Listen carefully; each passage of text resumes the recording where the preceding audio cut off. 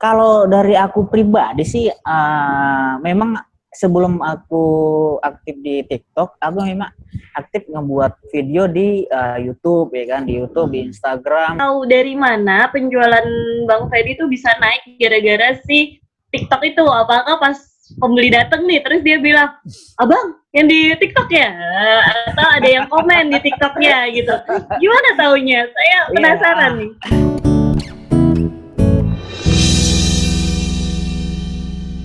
Hai, bersama saya Ari Hidayat. Dan Clara. Selamat datang di Sisi Bay. Ada Pak Freddy-nya juga loh. Halo Pak Arif.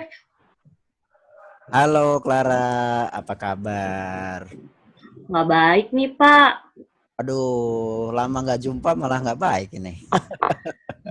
Iya, abisnya saya tuh bingung ya. Gimana sih nih tim sel saya tuh kelihatannya nggak semangat-semangatnya sejak pandemi dimulai sampai sekarang kan udah berapa bulan. Terus penjualan mereka terus menurun juga kan. Nah, mungkin saya tuh terjangkit lagi. Ketularan kali ya, ketularan nggak semangat. Jadinya ya begini deh Pak. Aduh, gimana ya Pak ya supaya tim sel saya ini bisa semangat. Jadi saya juga bisa ikutan semangat atau kebalikannya biar saya bisa semangat. Jadi tim sel saya bisa ikutan semangat. Sebenarnya kalau denger cerita kamu barusan agak disayangkan sih gitu ya. Apalagi kalau nggak salah tahun lalu kamu bisa ini ya member timnya tim top tim ya, udah penjualan paling tinggi gitu ya. Tapi sekarang justru karena COVID malah turun. Nah itu sangat disayangkan sih. Cuman kalau saya lihat sih nggak masalah kalau itu karena kita masih bisa coba tangani gitu Ra gitu. Dan saran saya sih udah kamu identifikasi mereka semangatnya mulai lemah. Nah bagaimana untuk bisa mengembalikan lagi, jangan sampai makin turun, itu bahaya tuh gitu. Iya Pak, Sejauh ini makanya. Iya Pak, makanya saya bingung nih Pak, gimana ya caranya supaya kita tuh bisa nih timnya semangat lagi kayak awal. Bapak punya tips nggak? Atau punya ide nggak? Kalau saya What yang should I ngasih, do? ya. Sebenarnya tips itu banyak sekali sih, Ra. Cuman yang paling powerful kayaknya tipsnya bukan dari saya, Ra. Gitu. Dari mana dong? Justru saya punya temen nih, rekan saya nih, dia tuh salah satu sales di sebuah dealer gitu ya. Otomotif, kita tahu sendiri kan otomotif lagi parah-parahnya saat COVID. Dia semangat nih buat memacu dirinya dan juga teman-temannya untuk bisa jualan.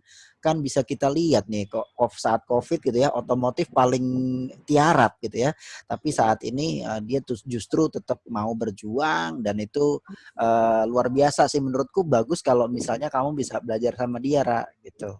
Wah, keren banget tuh Pak Arif. Boleh dikenalin siapa orangnya, biar nanti bisa ditanya-tanya ini Pak. Apa sih yang bikin dia bisa terus semangat kayak gitu? Soalnya saya aja sekarang udah ikutan lesu banget. Iya, jangan tahu mesti gimana ya. Lagi. Katanya semangat itu menular gitu ya. Makanya kalau semangatnya buruk bisa ketularan kemana-mana gitu kan, bahaya juga. Oke, langsung saya telepon apa kayaknya udah langsung cukup dipanggil sebut namanya 3 kali akan langsung muncul deh ini. Pak Freddy. Oke, Pak Freddy. Hey, halo semua. Kenalin, saya perlu memperkenalkan diri atau gimana ini? Oh iya perlu dong Pak, biar saya kenal. Oh gitu, yes. Pertama-tama kenalin, nama saya Freddy Sidauruk. Saat ini bekerja sebagai sales Suzuki di Dan Mogot, gitu. Udah berapa lama Pak? Kalau aku jadi sales Suzuki ini jalan 2 tahun lah, gitu. Jalan 2 tahun. Oke. Nah Pak Freddy, jadi saya pengen kenalin nih, teman saya ini namanya Clara Pak Freddy. Halo Pak. Punya masalah kayaknya terkait penjualan. Ini saat pandemi ini dia lesu gitu loh. Nah mungkin Pak Freddy bisa bantu teman saya biar lebih semangatnya timbul lagi, jualannya makin mantep lagi. Gitu. Yes nih, saya bisa panggil apa nih Pak Freddy, Bang Freddy, soalnya kayaknya berjiwa muda banget. Semangatnya luar biasa. Ya, panggil Bang Freddy aja kali ya. Kalau Iya. panggil Bapak kayaknya tua banget ya kan? Bang Oke. Freddy. Oh iya. Iya, Bang Freddy, aku mau nanya dong, kok kayaknya sekarang tuh Bang Freddy kelihatan tetap apa ya, antusias banget ya jadi orang pas gabung aja langsung kerasa gitu semangatnya yang luar biasa. Kok bisa kayak gitu, Bang? Coba Ya, dibagikan kiat-kiatnya. ya kalau nggak selain semangat lagi, apalagi yang mau kita punya ya kan? Dan coba untuk mencoba berpikir positif gitu kan di tengah kondisi seperti ini kan. Di saat banyak orang yang mau coba untuk give up, kita coba untuk fight back gitu kan dengan keadaan yang seperti ini gitu. Oke, jadi tetap berpikir positif ya Bang ya. Tapi Tapi kalau boleh ini Pak Pak lagi Bang Bang. Freddy ya. Ini masih kebiasaan manggilnya ya. Bang Freddy, kita tahu kan di pasar pangsa pasar ini memang lagi loyo gitu ya. Orang lagi banyak yang berhemat gitu ya. Tapi kenyataan itu kan kenyataan gitu. Tapi gimana tetap kita bisa menanamkan pikiran yang positif nih biar kayak teman saya nih biar positif juga. Gimana? Siap. Jadi begini, memang sempat ada pikiran aku seperti itu sewaktu di masa pandemi kan. Tapi setelah jalan 1 atau 2 minggu di pandemi awal, saya berpikir pandemi ini hanya menyasar orang-orang yang memang tidak berduit gitu, yang tidak punya tabungan. Let's say begini, Bang Arif mau plan mau beli mobil kan, yang artian harus menyiapkan ADP nih. Artinya Betul. jangka panjang kan, jangka Iya. panjang. Jangka panjang yang artian Bang Arif sudah kumpulkan duit banyak, dan untuk pas timingnya, pas butuhnya kan itu mau nggak mau harus segera dieksekusi gitu loh. Saya mau pengen beli mobil nih, berharap dengan DP minim kan. Nah, yang artian hanya orang-orang bisa dikatakan yang jangka pendek lah, yang plan jangka pendek yang menyerang gitu. Tapi kalau sebagai customer Bang Freddy katakanlah saya sebagai customer ini juga cukup perhitungan untuk bisa mengeluarkan uang gitu ya. Apalagi hitungannya adalah mobil, uangnya nggak sedikit gitu ya. Terus kita beli mobil masa pandemi ini untuk apa gitu ya kalau kita lihat gitu ya. Mau keluar PSBB, mau keluar takut COVID. Jadi itu kan udah dari siklus atau pemikiran seorang customer, dan bagaimana seorang sales melihat ini sebuah tantangan yang justru harus diselesaikan. Gimana Bang Freddy?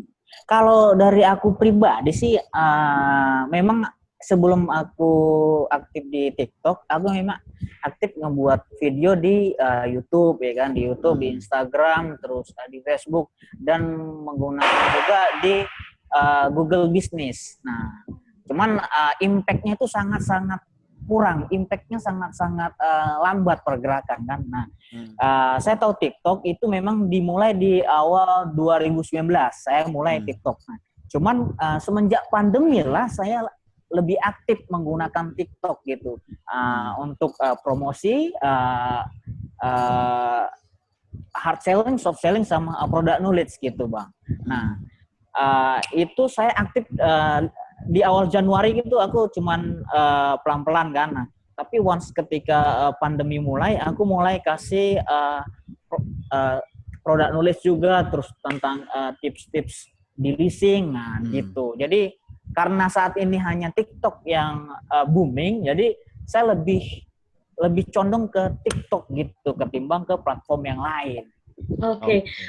Bang, mau nanya dong, kan tadi kan udah nyoba berbagai platform kan, dan melihat kalau ternyata feedbacknya itu tidak sebanyak si TikTok. Nah, pertanyaan saya, yang pertama, kok bisa sih kepikiran TikTok dengan konten-konten yang tadi Bang Freddy sebutin itu bisa dimasukin gitu ke dalam aplikasi TikTok? Terus yang kedua, tahu penjualannya jadi naik dari TikTok itu dari mana tuh Bang? Kalau pertama-tama, saya jawab pertanyaan yang pertama ya. Yes. Kalau saya tahu dari TikTok, tahu bagaimana menggunakan TikTok sebagai platform itu adalah saya mengutip dari Gary V. Kalau si Mbak Clara tahu Gary V, Wah, itu kayak salah satu favorit saya juga, Bang Lara ya, Nah, Gary V. Ternyata kita punya kesamaan tokoh ya, salah satu idola ya. Wah, luar biasa nih ya. nah, Nah, jadi saya tahu tahu dari si Gary V ini saya gunain TikTok itu hmm, untuk media promosi gitu.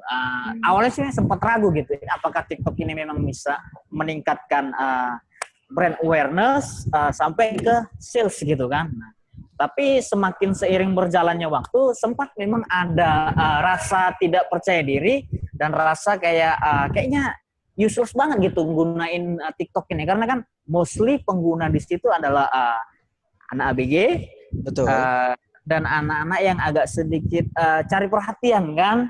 Nah, Cuman saya melihat itu juga bukan sebagai